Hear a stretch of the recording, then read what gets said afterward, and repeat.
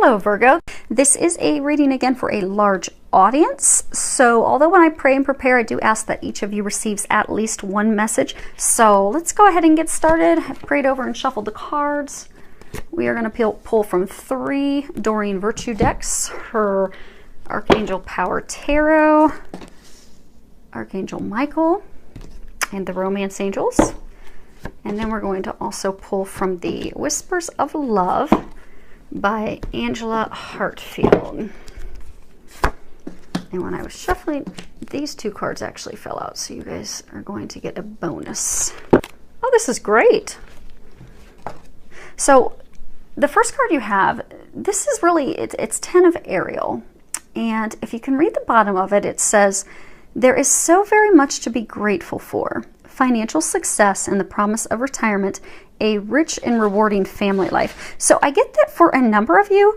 I mean, you really just have it all right now. I mean, things are going so well. Love, job, family. I mean, you really truly have come into your happily ever after, dreams coming true. So what they're wanting you to know is just stay in a place of gratitude. Be thankful for everything that you have, and you'll just continue to watch more blessings come your way and more financial abundance to continue to flow in, and happiness. And to not worry, because I do get a sense that some of you are kind of almost like sitting in a state of like, okay, this is too good to be true. When is something bad going to happen? When's the other shoe going to fall? It's not, and to not have those negative thoughts, because you don't want to attract that to yourself. It's to trust that, no, this greatness, this happily ever after, this joy, this is yours to keep, to enjoy. Be thankful for it. Be thankful for all the blessings that have come your way, because I get for a number of you, you've worked hard and you're deserving of that. Enjoy it. The next card we have, it's a major arcana. It's solutions. And if you can read the bottom, it says success that comes from objective compromise, self-control, and patience, forgiving and healing energy. My eyes are drawn to, he's pouring liquid, if you can see, he's pouring liquid from one cup to the other. I get almost a sensation that a number of you feel like the cup's half empty, you're looking at the negativity. I get that things are heated emotionally, very turbulent, almost like that you're in like the fire, you're in the pan, the heat's really turned up because of a difficult situation. I get for some of you, it's a very difficult situation at work. For some of you, I get it's a situation at home with your spouse. For some of you, I get that it's a conflict with an ex, maybe trying to make some decisions on shared parenting, childcare, but it's like there's a line drawn in the sand. No one is coming to agreement. No one is compromising. It's just causing further stress for you, irritation, and it's just making it harder. And they're showing me that you know, you've just really got your heels dug in. It's going to be my way or no way. But what they're encouraging you to do is to come to a compromise, because if you continue to dig your heels in the sand on this situation, you could wind up losing, and you don't want to do that. So if you compromise, if you just take a deep breath, let the stress go, pray, have patience, consider their viewpoints, consider their ideas, because reconciling those differing opinions and coming to a compromise is going to lead to the best outcome possible for all parties. So go at it with a forgiving, open, appreciative view. Be fair, be balanced, so that you can come to a compromise, because they'll help you with that, and then things will be able to move forward at work. Because I get it's almost like it, for those of you that this is a work situation, it's like you've put all of your emotions and effort, and you're just super stressed about this, you know, conflict at work, that you're not being effective, you're dreading going to work. I'm getting that by compromising, coming to solution, all that stress will lift, and you'll enjoy your job again. And for those of you that this is a conflict with your spouse, with your ex, trying to decide things on kids, childcare, shared parenting, I get that it's big decisions that you're trying to make.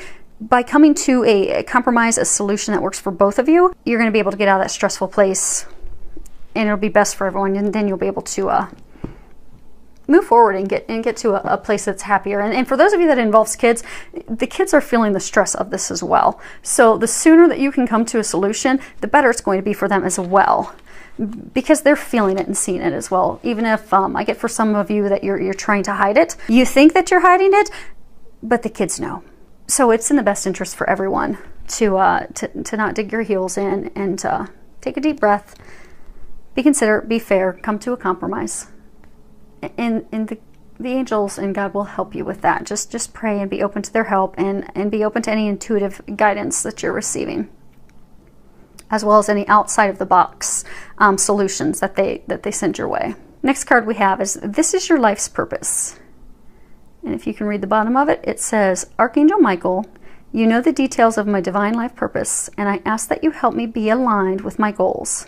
Please clearly guide my actions so that I'm taking the best steps to fully manifest my wonderful and meaningful career.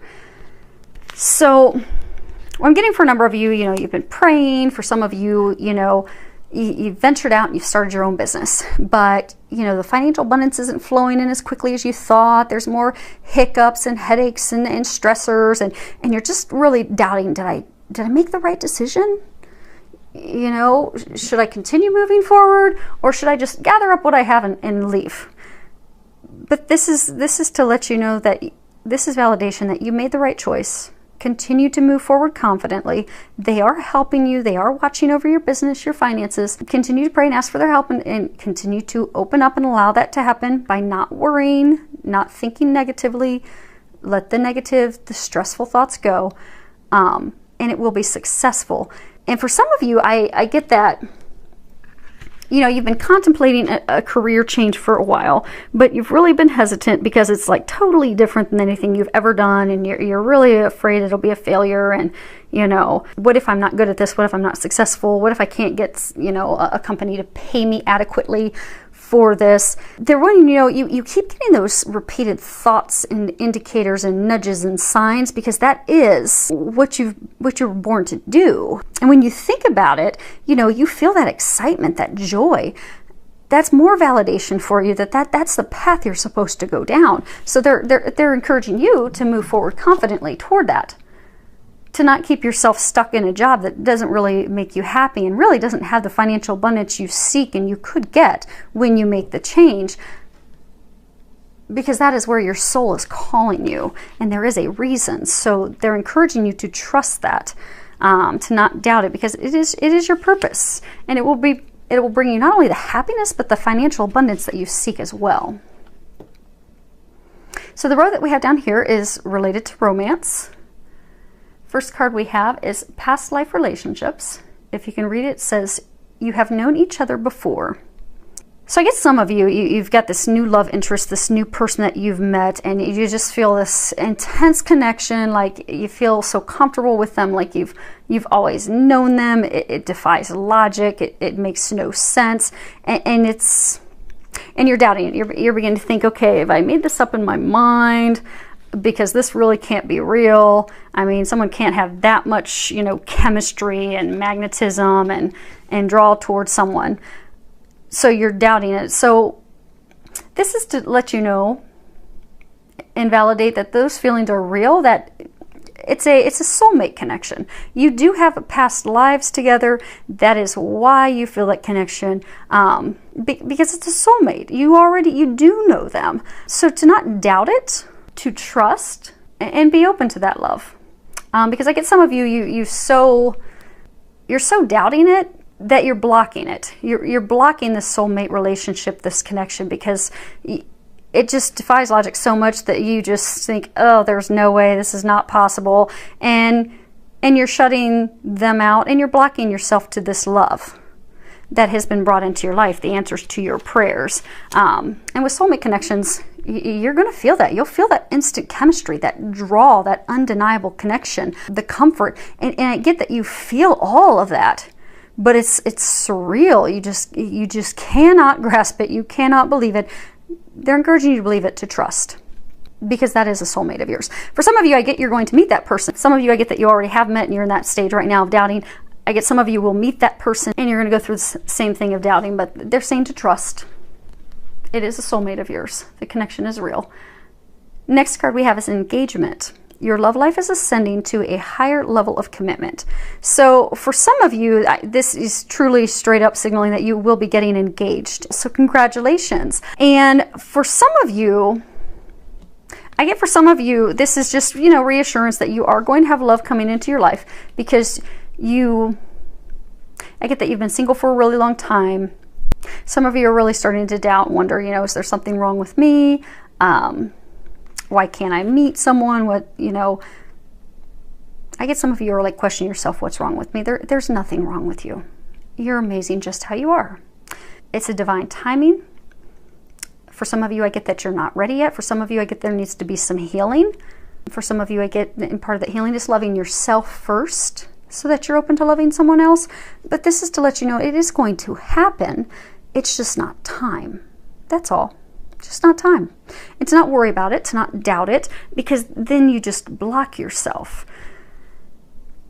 And this does have the second fold, the deeper meaning to committing to you, to focusing on you, the things that make you happy, to doing the things, to love yourself, to commit to what brings you joy, to what brings you bliss. And for some of you, I get that committing to yourself is, you've met someone, but there's a lot of red flags, and you're so excited that you finally have met someone that you're not setting any boundaries because you know you don't want to scare them away. But for some of you, you may be very well getting those red flags because that's not the right person for you, and you need to let them go. And for some of you, you know, you're getting the red flags, but you need to set your boundaries, and they'll stop doing those things. You know, people will do what we allow them to do. So if you are allowing them to treat you in a way that does not make you feel honored and respected and valued and appreciated and loved, then this is the month for you to set boundaries with them of what you will and what you will not accept. And I get for a number of you, when you set those boundaries, they will respect you more. Commit to yourself, because they will respect you more, and they will start treating you the way that you desire. You're not going to push them away. I get for some of you, you're so afraid to set the boundaries because, you know, you finally got this person that you've been praying for and longing for so long, you don't want to push them away. But they're saying you have to commit to you, because if you continue to allow the behavior, that person will lose all respect for you. And they're going to leave you in the end anyhow, because they won't respect you. Because if you don't value you, why would they value you? So start to commit to you, love you, set the boundaries with that person, and they will either rise to it or they won't. Which means it's just sooner that you find that out so you can get to the person that you are meant to be with. And these last two cards that fell out together, let's see here. We've got, funny, well played, be authentic to who you are. You are asked to be real and true pertaining to who you are and how you feel. And then love who you are. You are a divine and wonderful person deserving all wonderful things that life has to offer. And I think both these cards are coming back and tying to loving yourself, believing in yourself, because I get so many of you, you know, you're doubting yourself.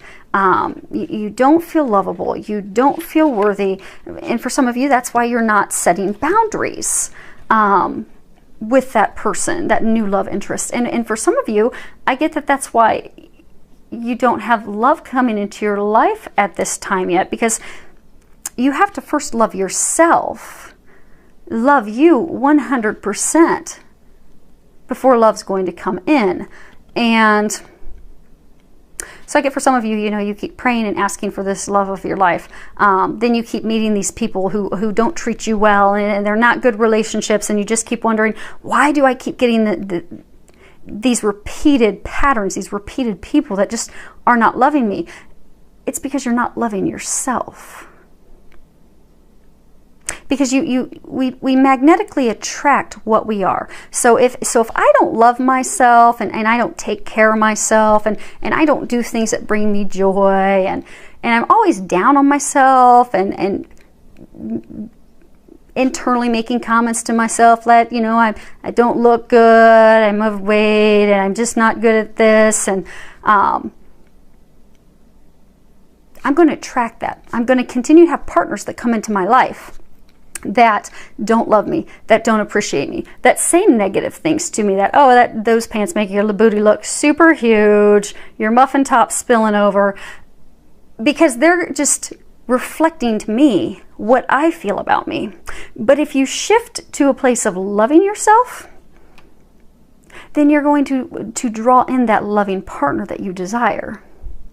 And for some of you that need to set those boundaries, it all hinges on loving you. Because I get for some of you that's that pattern that you're stuck in as well.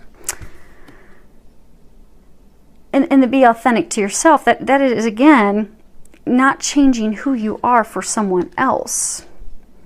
To truly showing, because I get, again, for some of you, you know, you've met someone, you've got this new love interest, but you're really kind of afraid to show them who you are and what you really enjoy, because you're afraid that's going to push them away. But you don't want to be with someone who's not really going to love the genuine you, because you're going to have to wear this false mask forever. And you don't want to do that. You won't be happy doing that. You want someone who's going to love you for who you are.